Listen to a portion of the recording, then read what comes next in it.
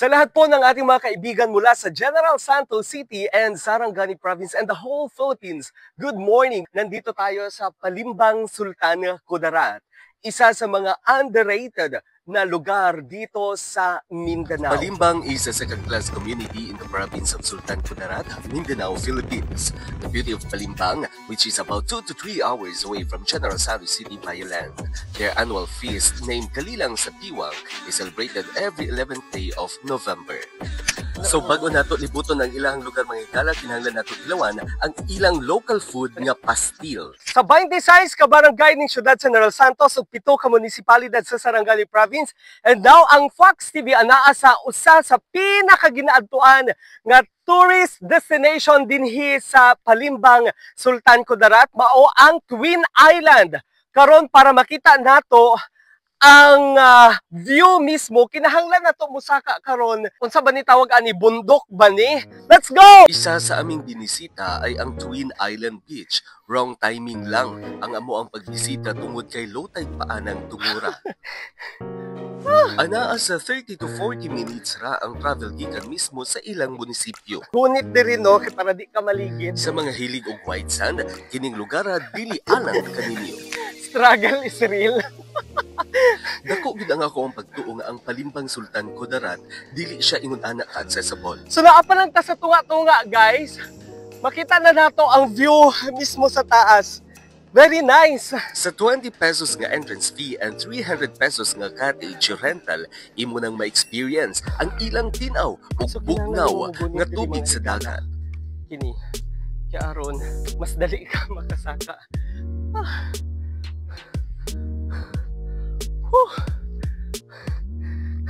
So I think naara siya sa mga 2 minutes no para masaka ni mo ning kapoy sanada ta sa tuktok mga higala. So kung gusto gyud nimo kapoyon mga higala, saka no aron makita gyud nimo ang nindot kaayo nga mga view. Siguro kung naka-high tide lang ni mga higala, mas ma-appreciate gyud nato ang kaning ginatawag nila nga Twin Island Beach tungod kay both sides anak mga higala magkaroon siya og tubig.